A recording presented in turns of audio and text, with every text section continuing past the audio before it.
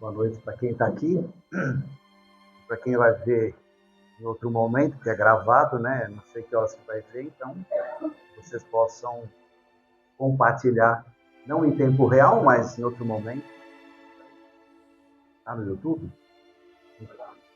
Então, vai ser agora e em outro momento. Não fica gravado? Fica também. Então, é toda hora, né? Então, além de vocês estão me ouvindo, vai ter gente que vai me ouvir em outros horários também, né? Então, aumenta a responsabilidade da gente, né? Não fala para vocês. Antes disso, eu queria dar um recado, que isso vai valer para quem está aqui presencialmente. Quem vai ver em outras situações vai ser mais difícil ter que vir aqui na Rua Vespasiano. Que é para indicar 2 livrinhos para vocês. Tem um que conta a história do centro, de Irmão Itajubá, do centro de Irmão Itajubá, que é o Cadê, na forma de uma gincana. É um livro feito por evangelizadores aqui da casa. E vocês podem comprar lá embaixo, que é interessante, quem quiser dar uma olhadinha. E um outro que conta um capítulo da história do espiritismo das irmãs Fox, que é o Detetive Watson, que também é um trabalho feito por alunos da nossa evangelização de jovens há muitos anos.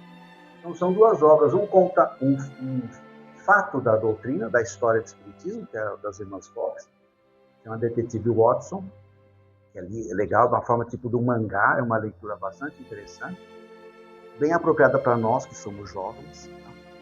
E os jovens há mais tempo também é interessante. Tá? Então são 2 livrinhos interessantes. Hoje nós vamos começar. Para quem acompanha os nossos encontros aqui de terça-feira, nós fazemos uma escala e uma sequência do Evangelho. A gente faz um estudo do Evangelho exclusivo. E a gente terminou, na semana passada, o último item do último capítulo. Foi a última parte do capítulo 28. E agora a gente vai começar de novo com a introdução.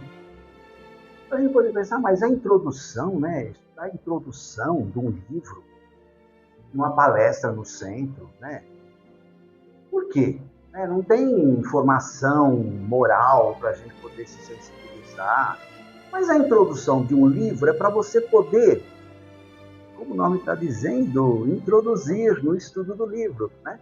Então, se é uma introdução de uma obra que tem tanto conteúdo, que é tão importante para nós, para a nossa vida no nosso dia a dia, por que não trabalhar também essa introdução? Então, nós vamos falar um pouquinho dessa introdução. Não vamos esquecer também o seguinte, né, que o Espiritismo ele tem algumas obras, que são as obras fundamentais que a gente chama de codificação. O primeiro é o Livro dos Espíritos, aquele de perguntas e respostas. Depois vem o Livro dos Médiuns, que é um manual de como lidar com a mediunidade. O terceiro livro da codificação é o Evangelho segundo o Espiritismo. Alguns falam assim, o Evangelho dos Espíritas. Não é o Evangelho dos Espíritas. É o Evangelho segundo o Espiritismo. Segundo a visão espírita. Segundo o que os Espíritos nos trouxeram e nos orientaram. Ou seja, a obra básica no que se funda o Evangelho segundo o Espiritismo é o Evangelho de Jesus.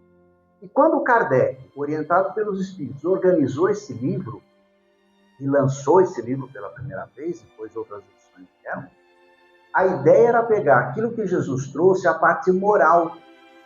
Não que não seja interessante e importante, o contexto histórico, estudar a época de Jesus, claro que é muito interessante. Até ajuda a gente a entender melhor os ensinamentos e as historinhas que Jesus contou, os fatos relacionados a Jesus. Mas o mais importante é a moral. O que Jesus trouxe como moral, como modelo moral? Jesus, segundo o Livro dos Espíritos, é uma pergunta que fala sobre isso, é um modelo de ser humano, modelo de homem, um modelo moral para a gente seguir.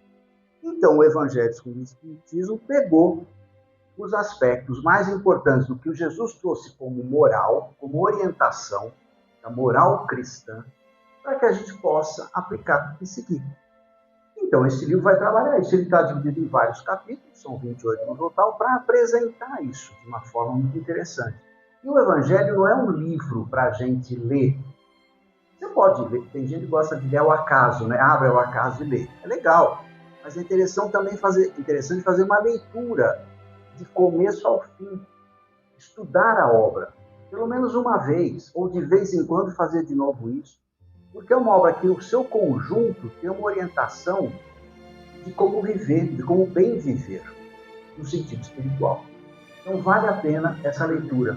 Então que não tenha pressa, a gente demora muito tempo para ler, não tem importância. Então, o objetivo da obra é trabalhar a moral, aquilo que Jesus nos trouxe como modelo moral, aquilo que a gente pode aplicar na nossa vida, no nosso dia a dia. Por isso que o Evangelho é uma obra de consulta. Não é um livro que você lê e deixar na estante. Pode até deixar na estante. Cada um deixa o livro onde quiser.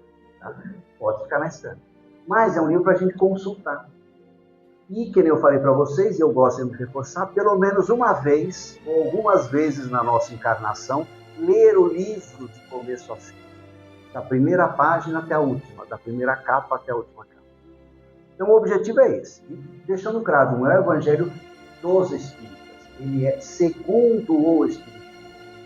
Porque algumas pessoas falam isso, né? Ah, mas então, os Espíritas têm um Evangelho próprio? Não. Kardec, os Espíritos não fizeram isso, inventaram um Evangelho para os Espíritas.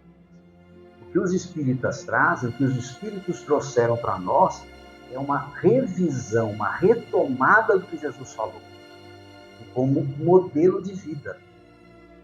E aí, começa os outros itens que a gente vai falar um pouquinho. O segundo item, olha que interessante. Autoridade da doutrina espírita, controle universal do ensino dos espíritos. O espiritismo, ele é uma ciência, ele tem um conjunto, é um estudo, uma metodologia de estudo das relações dos espíritos com a gente. Ele é uma ciência. Kardec criou uma metodologia para isso. É uma filosofia, porque responde aquelas questões de onde eu vim, para onde eu vou, o que eu sou, o que eu não sou, o que eu estou fazendo aqui enquanto espírito encarnado. Então, a ciência é uma filosofia, e tudo isso visando uma aplicação moral. E a orientação moral você tem aqui, nesse livro especificamente. Moral não de moralista, moral de respeito ao próximo. Moral, aquela moral ligada ao amor ao próximo. Moral relacionada com a questão do respeito ao próximo. E ele fala sobre controle universal. A gente fala muito em doutrina dos espíritos. E a doutrina dos espíritos não é dos espíritas. Ela é dos espíritos. Os espíritos trouxeram uma série de informações e continuam nos trazendo para nós. Ela não é exclusividade dos espíritas. Qualquer pessoa de qualquer segmento religioso, qualquer crença religiosa, pode abraçar essas ideias e estudar isso. Não precisa mudar. Você pode continuar com as suas origens de outros grupos religiosos e ser espírita também. Que é a doutrina dos espíritos. Aquele que está encarnadinho, desencarnou, virou espírito, né? Nós fomos espíritos, seremos de novo. Todos nós vamos desencarnar. Ah, é verdade? Eu sei que aqui todos vão demorar muito para desencarnar, porque nós somos todos muito jovens. Eu estou olhando pelas nossas idades, os nossos rostinhos, somos todos jovens. Então vamos demorar, mas em algum momento nós vamos. Ah, então nós vamos partir? Não, nós vamos voltar. A vida verdadeira é aquela espiritual. E aí quando ele fala controle universal, por quê? Se a doutrina dos espíritos, como é que eu vou ter um critério para poder receber, perceber e seguir as orientações que vêm dos espíritos? E isso é de uma atualidade muito grande. Porque a gente vira e mexe sabendo de informações que vêm do plano espiritual. Não é? De vez em quando alguém recebe uma mensagem, coloca no grupo de WhatsApp, no grupo da família, né? E põe aquela mensagem linda, de Bezerra de Menezes, de Carlos Schutel, de André Luiz, Emmanuel. Isso quando vê uma mensagem de Jesus. Pode ser uma mensagem de qualquer um. E aí você bota um nome assim, mas às vezes a mensagem não é daquele Jesus, é do Jesus da Silva, é do Bezerra da Cunha, é do Emmanuel de Souza. Né? Eu sou Francisco também, quando eu desencarnar, vou mandar uma mensagem, é assinado Francisco, não é o Francisco de Assis. É esse aqui, eu. Então, nada especial, tá? Ou seja, as mensagens que vêm dos espíritos são pessoas que estavam encarnadas e agora estão desencarnadas. Para eu incorporar como sendo uma verdade, uma orientação, eu tenho que tomar muito cuidado. E aí o Kardec nos deu uma orientação que ele fala bastante aqui nesse livro, nessa introdução. É o controle universal. Para eu poder incorporar uma informação nova, espiritualmente falando, de fonte espiritual, essa mensagem tem que ter vindo de várias fontes, de vários médiums de vários lugares. Isso é um critério da ciência criada, da metodologia criada pelo Kardec, da ciência espírita. O Mário recebeu uma mensagem e manda para mim. Recebi uma mensagem. Tudo bem, pode ser que foi um espírito que ditou. E ele fala uma coisa interessante. Legal, podemos compartilhar. Mas se ele trouxer uma informação muito única, muito particular, que ninguém nunca tinha falado, vamos checar essa informação. Isso não é um desrespeito ao médium, à pessoa. Isso é um cuidado, é uma responsabilidade, antes de eu compartilhar. Então, se a mensagem vem com uma nova ideia, vindo de várias fontes diferentes, que é como o Kardec trabalhou, ele trabalhava assim. Ele pegava informações que vinham de vários lugares, organizava essas informações de acordo com um critério, se elas vieram de vários lugares diferentes, elas eram concordantes. Aí ele incorporava como um conteúdo para colocar na codificação. As perguntas e as respostas do livro do Espírito são nesse sentido. Não é perguntou para o Espírito, respondeu, ele pede publico. Tem todo um cuidado, porque isso é muito sério. Isso é muito atual. Hoje em dia a gente recebe uma mensagem, uma mensagem bonitinha que foi lá no grupo da família, no grupo do centro. É bonitinho. Analisa. Ficou na dúvida, o que você faz com a mensagem? Ficou na dúvida, você faz o quê? Você joga fora. Você descarta. Em respeito aos outros. Eu não vou compartilhar algo duvidoso. Se é algo duvidoso, fica para mim. Eu vou checar, eu vou confirmar, eu vou conferir. Se aquilo, de acordo com outras visões e outras informações, aí você pode compartilhar. Qualquer semelhança com a coisa que o pessoal fala hoje em dia de fake news, não é mera coincidência, é igual. É uma coisa. Fake news sempre teve, é que hoje tem facilidade de circulação mais rápida, porque a tecnologia permite. Então, isso é uma questão muito importante para nós, nos preocuparmos com as informações que vêm da espiritualidade, que elas sejam concordantes com outras informações que vieram de outros médiums, porque vieram de outros médiums de outros lugares.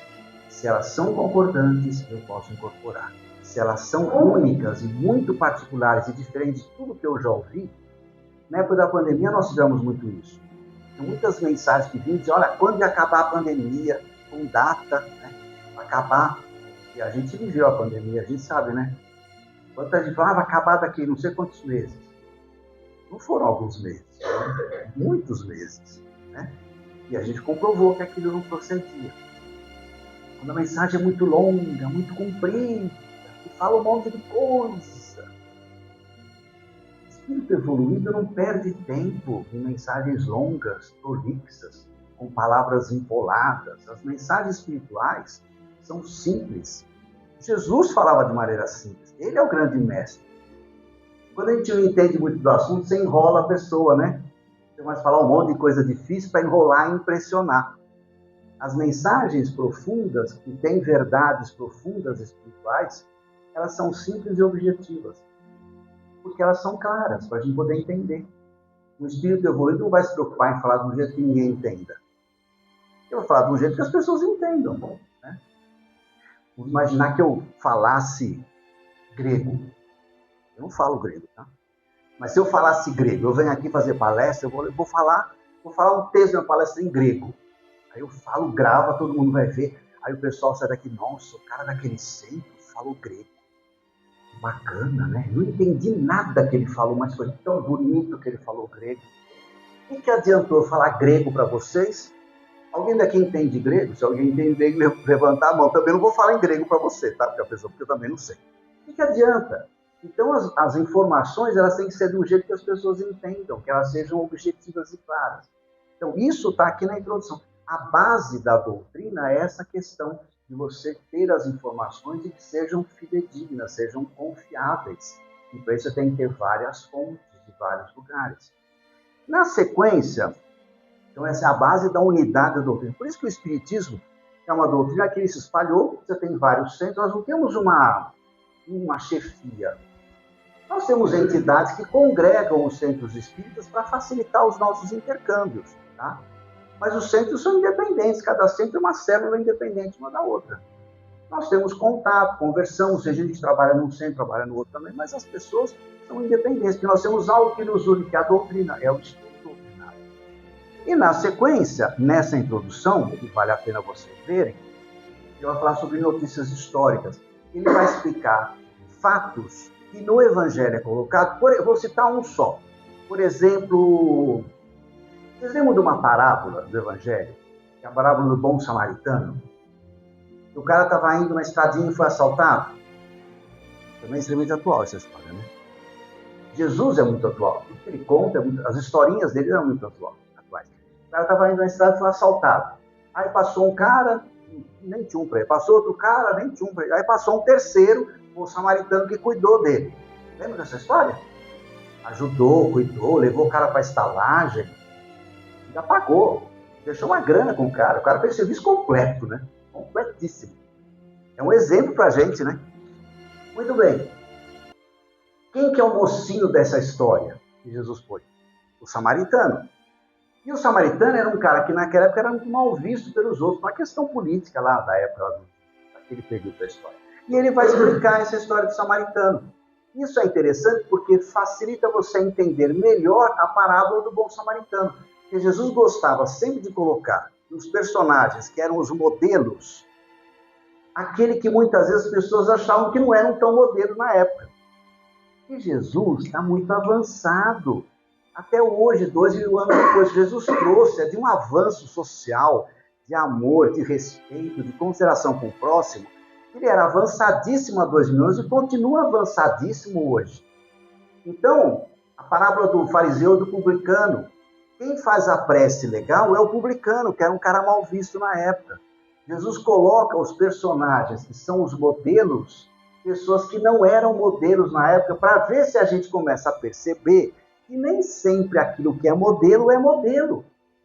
Porque nós temos nosso preconceito. Ah, aquela pessoa está bem vestida, olha que legal. Aquele outro está mal vestido, ele não é legal. Quem garante que a roupa vai fazer a pessoa ser melhor ou pior? Não tem nada a ver uma coisa com a outra. E nós ainda somos ligados a isso. Então a gente não aprendeu coisas básicas que Jesus trouxe há 2000 anos. A gente ainda está tentando entender. Às vezes nem está tentando entender ainda.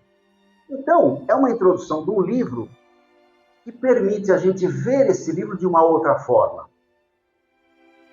Vale a ideia da gente fazer essa leitura. Eu sugiro para vocês, quem já leu essa introdução, prefácio, notícias históricas, depois ele faz uma comparação com Sócrates, Platão e Aristóteles, são caras lá, Sócrates e Platão, lá da antiguidade, coisas que eles falaram que tem a ver com o que o cristianismo trouxe.